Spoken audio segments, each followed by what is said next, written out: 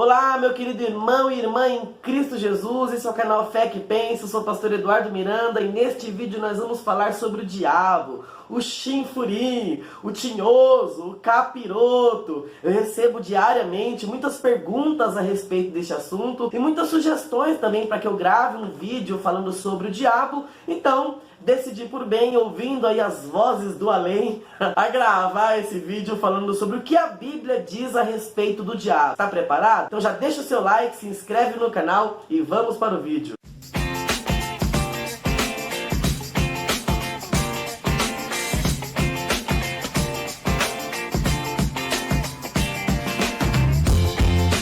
Então vamos lá, queridos. Em primeiro lugar, eu quero dizer pra você que o diabo, ele não é uma figura criada pelo imaginário humano, tá certo? Foi Jesus quem falou a respeito do diabo. O diabo é um personagem real nas escrituras e na história. O diabo não está no inferno, como alguns dizem, nós vamos aprender aqui neste vídeo, tá certo? Então fique ligado e assiste até o final, tá certo? A primeira coisa que eu quero falar pra você é sobre como o diabo ele é apresentado na Bíblia, na visão de Jesus e na visão dos apóstolos, tá? Se você pegar, por exemplo, lá no livro de Mateus, no capítulo 4, no versículo 8, Mateus capítulo 4, versículo 8, olha o que Jesus fala. Jesus fala assim: novamente o transportou o diabo a um monte muito alto e mostrou-lhe todos os reinos do mundo e a glória deles, e disse-lhe: tudo isto te darei se prostrado me adorares. Esse é um momento em que Jesus está sendo tentado no deserto, e uma das tentações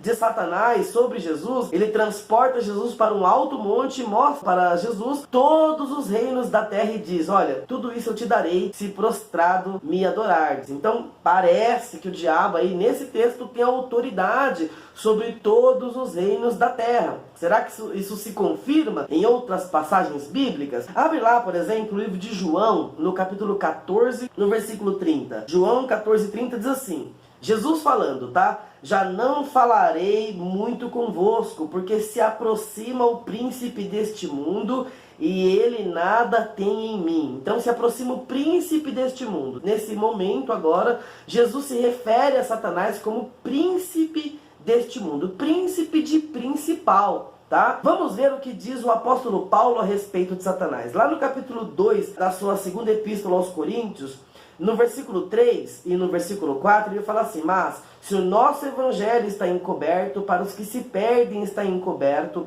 nos quais o Deus deste século cegou o entendimento dos incrédulos, para que lhes não resplandeça a luz do evangelho da glória de Cristo, o qual é a imagem de Deus. Então, agora o apóstolo Paulo se refere a Satanás como o Deus deste século, tá? E isso está em perfeita harmonia com o que diz João, no capítulo 5, no versículo 19 da sua primeira epístola. Em 1 João capítulo 5, versículo 19, João diz assim: sabemos que somos de Deus e que o mundo inteiro jaz no maligno. Então, a ideia bíblica transmitida por Jesus e pelos apóstolos é que Satanás ele tem o governo dos reinos da terra, ele é chamado príncipe deste mundo pelo próprio Jesus, o Deus deste século pelo apóstolo Paulo, e o apóstolo João, já no final da sua vida, lá na década de 90 da era cristã, o apóstolo João ele fala que o mundo inteiro jaz no maligno. Jaz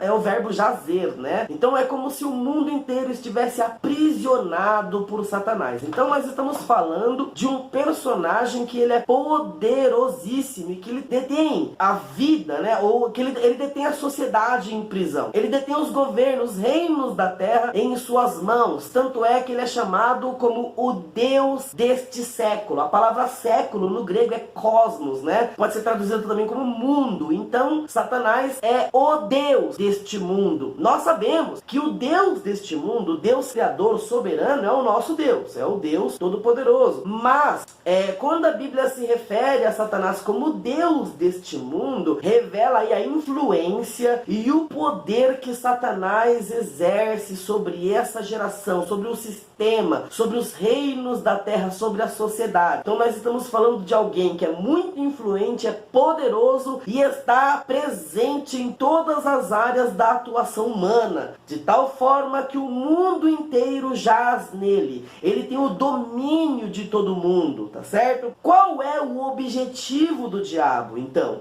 Já que ele detém o domínio de todo mundo, qual é, então, o grande objetivo de Satanás? Olha, conforme a gente vê aí no próprio livro de 2 Coríntios, capítulo 4, versículo 3, onde o Paulo fala assim, olha, se o nosso evangelho está encoberto, para os que se perdem está encoberto, nos quais o Deus deste século cegou o entendimento dos incrédulos, para que não lhes resplandeça a luz do Evangelho de Cristo, qual é a imagem de Deus. Então, quem não conhece o Evangelho, não entende o Evangelho, o incrédulo que recebe a mensagem do Evangelho não consegue compreender o Evangelho, ele não consegue compreender o Evangelho. Por quê? Porque ele tem a mente dele cegada. O diabo, ele cega a mente das pessoas para que eles não entendam, para que o Evangelho não resplandeça sobre ele. Então qual é o principal objetivo de Satanás? O principal objetivo de Satanás não é matar, não é roubar e destruir,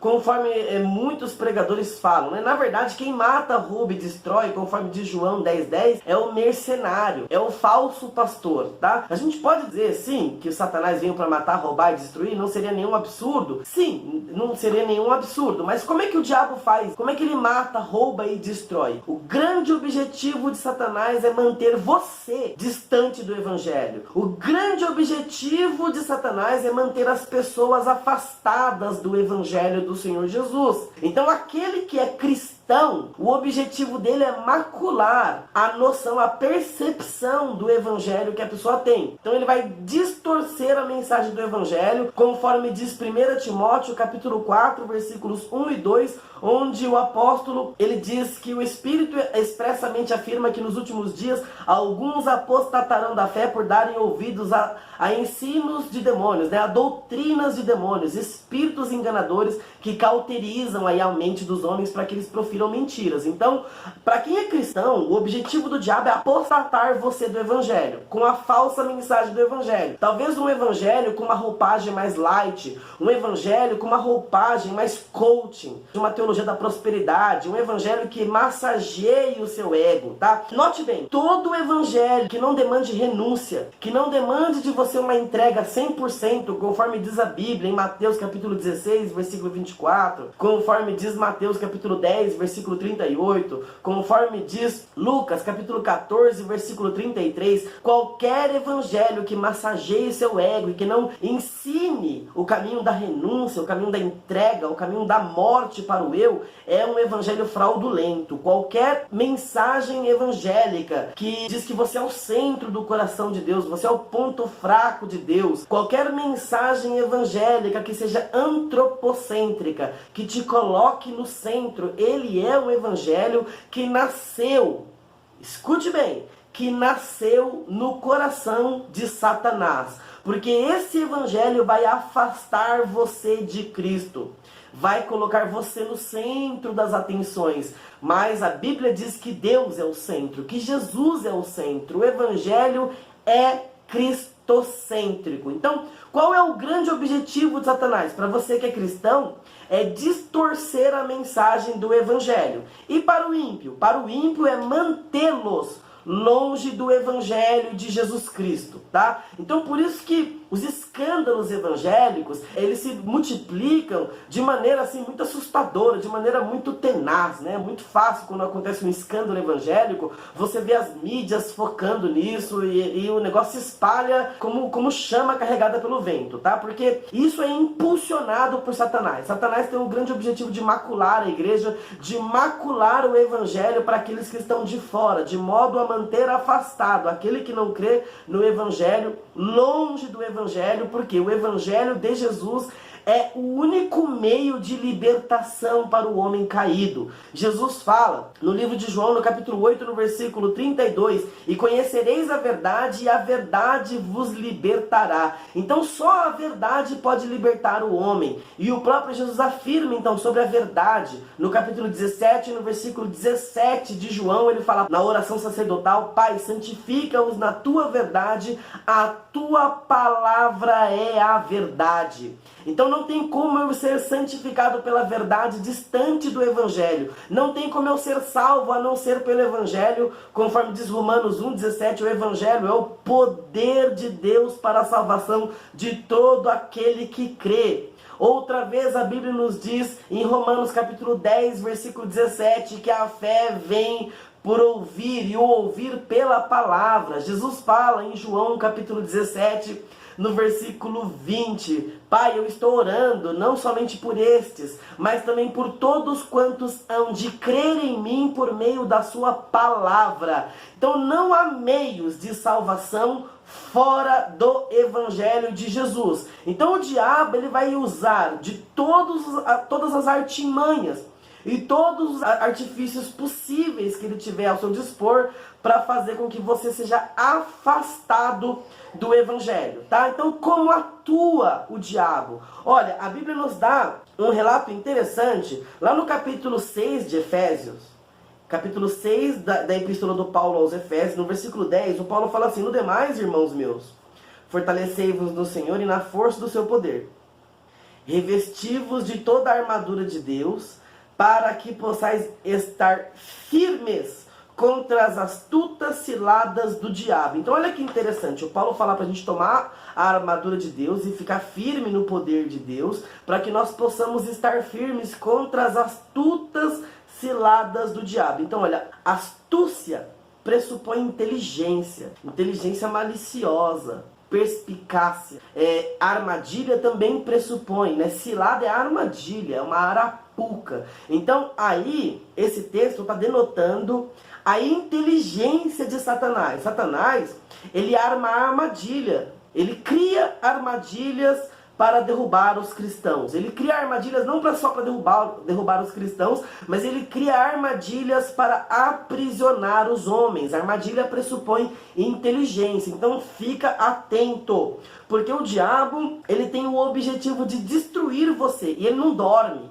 Ele não descansa, você está comendo, você está comprando, você está passeando, você está dormindo. E em todos os momentos o diabo está planejando uma forma de destruir você. E não seja presunçoso, não seja arrogante, não subestime Satanás, porque o diabo ele conhece você. Ele não conhece os seus pensamentos, mas ele conhece você, ele te acompanha desde que você nasceu. Ele conhece seus hábitos. Ele conhece as suas reações, os seus gostos, as suas preferências. E o diabo usa tudo que tiver ao alcance dele para destruir a sua vida, ok? Então fique atento, porque o diabo é inteligente e ele cria armadilhas para destruir você. Agora, uma coisa muito interessante é aonde são lançadas as armadilhas de Satanás. Na maioria das vezes, o campo, aliás, o principal campo de atuação dos demônios é a mente humana, tá? Então você precisa ter a sua mente ocupada com o Evangelho. Você precisa ter a sua mente ocupada com coisas santas, com aquilo que é de Deus, com aquilo que é de boa fama, com aquilo que é virtuoso, com aquilo que é honesto. Se há alguma virtude, como diz a Bíblia em Filipenses capítulo 4, versículo 8, nisto pensai. Então você precisa ter a sua mente consciente o tempo todo. Você não pode divagar, você não pode vacilar, porque ao seu primeiro vacilo você pode ser destruído. Aliás, sobre isso tem uma máxima evangélica, é uma máxima que foi estabelecida a partir da Reforma Protestante. Talvez você não saiba disso, mas a frase mente vazia, oficina do diabo, é uma frase protestante, tá certo? É uma frase protestante que foi estabelecida depois da Reforma com o objetivo de mostrar aos cristãos que eles precisam estar ocupados com o reino de Deus em todo o tempo. Um cristão que não está ocupado com o reino de Deus em todo momento, ele vai ser destruído. Então olha que interessante, o diabo ele arma a armadilha, ele cria armadilhas para você, certo? E o pior de tudo, o diabo, ele não quer que você faça a vontade dele. O diabo quer que você faça a sua própria vontade, porque a melhor forma dele destruir você é fazer com que você faça a sua própria vontade. E a sua vontade humana, ela inclina para as coisas do mundo, para as coisas da carne, ela é perniciosa. Então, o Espírito Santo, ele quer que você faça a vontade de Deus. O diabo quer que você faça a sua própria vontade. Ao fazer sua própria vontade, você faz a vontade do diabo. Você entende isso? Mateus capítulo 7, versículo 21 diz: nem todo aquele que me diz Senhor, Senhor entrará no reino dos céus, mas só aquele que fizer a vontade do meu Pai que está no céu. Então olha, se só entra no céu quem faz a vontade do Pai que está no céu, qualquer outro que faça qualquer outra vontade está condenado. Então, ao cumprir sua própria vontade, a não ser que a sua vontade esteja em confluência, esteja alinhada com a vontade de Deus, a sua vontade é uma vontade perniciosa. Então é muito fácil para Satanás destruir nossa vida. É só ele fazer com que nós cumpramos os nossos próprios desejos e satisfaçamos as nossas próprias vontades. Então é um perigo isso, tá? Qual a postura que nós devemos adotar diante de tal situação? Olha, a Bíblia recomenda, lá no livro de Tiago, capítulo 4, versículo 7, o apóstolo Tiago, ele recomenda assim: sujeitai-vos, pois, a Deus, resisti ao diabo, e ele fugirá de vós. Então aqui eu entendo um princípio básico. Não adianta você receber oração forte. Não adianta você ir no culto de libertação. Se você não tiver uma vida sujeita a Deus, você será destruído por Satanás. Você entendeu isso? Se você não é um cristão genuíno, se você não é alguém que está debaixo da sujeição da autoridade de Deus, e estar sujeito a Deus é viver de uma forma que Deus aprova, é viver uma vida agradável a Deus. Então, se você não vive uma vida que Deus dá aprovação, que Deus se agrada, você não está em sujeição a Ele. E se você não está em sujeição a Deus, então você está nas mãos de Satanás. Fala assim: misericórdia, misericórdia. Então fica atento. Primeiro passo para você se livrar das armadilhas de Satanás e do poder de Satanás é você ter a sua vida sujeita a Deus. Lembrando que em 1 João capítulo 3, versículo 8, o apóstolo João diz assim: todo aquele que comete pecado é do diabo. E se cometer pecado é o hamartia, é alguém que não vive para a glória de Deus, mas vive na prática do pecado. Então, se você é cristão, mas não está sujeito a Deus porque vive na prática do pecado, sua vida pertence a Satanás. Fique esperto. Se autodenominar cristão não vai te salvar. Pessoas que acham que são salvas serão condenadas sem justificativa, conforme diz Mateus 7, 22. Muitos me dirão naquele dia: Senhor, mas em seu nome profetizamos, em seu nome expulsamos demônios, em seu nome fizemos maravilhas. Essas pessoas receberão de Jesus: olha, apartai-vos de mim, todos vocês que praticam a iniquidade, porque eu não conheço vocês. Então, ser cristão é estar debaixo da sujeição de Deus, cumprindo a vontade dele e fugindo do pecado. O último conselho é o conselho do apóstolo Pedro, na sua primeira epístola, no capítulo 5, no versículo 8, onde o apóstolo Pedro fala assim: olha, vigiai, sejam sóbrios, fica atento, esteja consciente a respeito da sua vida em todo momento. Por quê? Porque o diabo, o vosso adversário, anda em vosso derredor, bramando como um leão, buscando a quem possa tragar. Então Satanás quer destruir você.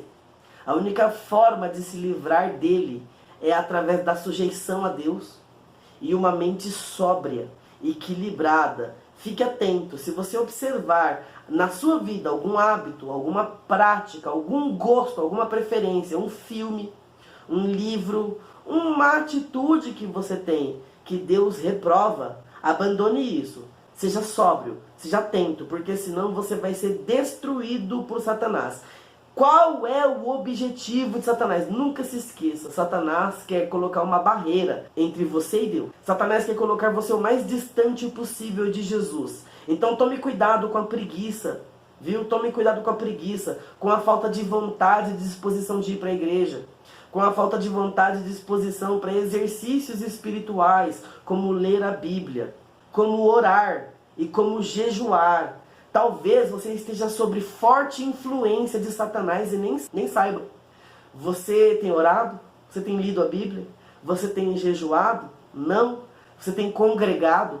Você está sempre no meio da congregação dos santos, se fortalecendo? Você está indo à igreja? Você está recebendo palavra, sendo ministrado, recebendo cobertura espiritual de uma liderança íntegra que seja baseada na Bíblia? Se não, tome cuidado, porque se você não foi destruído por Satanás, é questão de tempo. Então fica atento, irmão. Fica atento.